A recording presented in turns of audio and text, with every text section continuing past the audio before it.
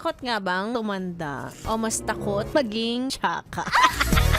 Hoy, hindi dahil sa science ngayon, kapag dumadagdag na ang edad, hindi ibig sabihin dadagdag na rin ang iyong wrinkles. Yan sa mga iniisip natin, ay wala kapag dating ng 30 o kaya lampas 30 na, wala na, expired na daw. Ano yun? Gatas yarn.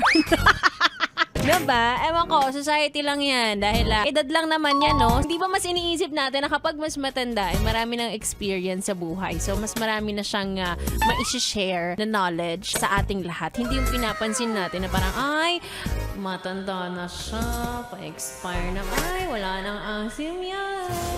E-epal nyo kasi.